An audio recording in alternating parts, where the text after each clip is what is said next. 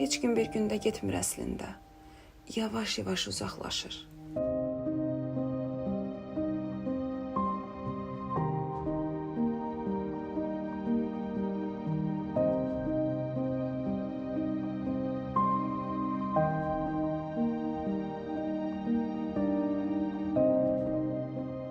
Əvvəlcə gözlərin, sonra əllərin, ruhun və ən sonda ayaqların bu şəhərdən köçür gedir.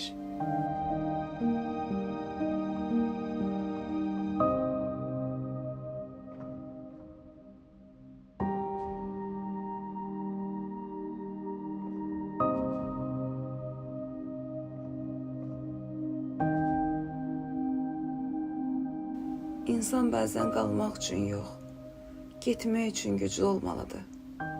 Bütün həyatını, yaşadıklarını, xatirələrini, keçmişini geridə qoyub getmək üçün. Mən də güclü olmağı seçdim. Ona görə də bugün dönüb arxaya baxsam da geri dönməyəcəm. Çünki bəzi hekayələr yarımçıq qaldığı üçün yox, tamamlandığı üçün bitir.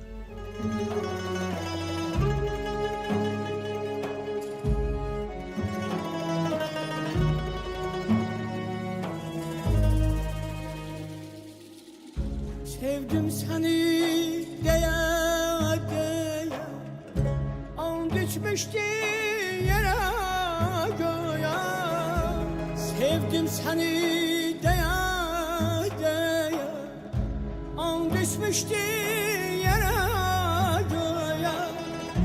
Bu eşq döndü xatirəyə, keçən keçdi olan oldu.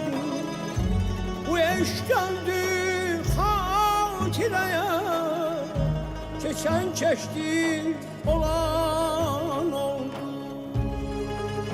Aç da Qomar, bu telefonu aç. İllər ötər izi qalar xatirə. Mənim də hekayəm burada bitəcək, hər kəs kimi.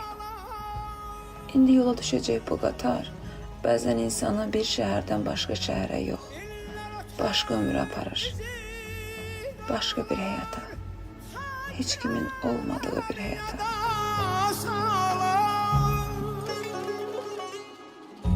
Gəzdiyimiz gül baxşalar, xəzan düşdü talan oldu. O sevgidən xatirələr bu dünyada qalan oldu.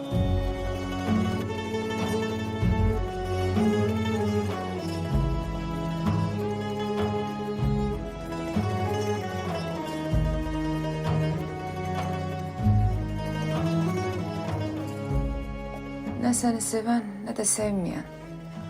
Orada yeni insanlar olacaq, yeni həyat olacaq, yeni bir mən olacağım, yeni bir mən doğulacağım, yeni bir mən diriləcəm.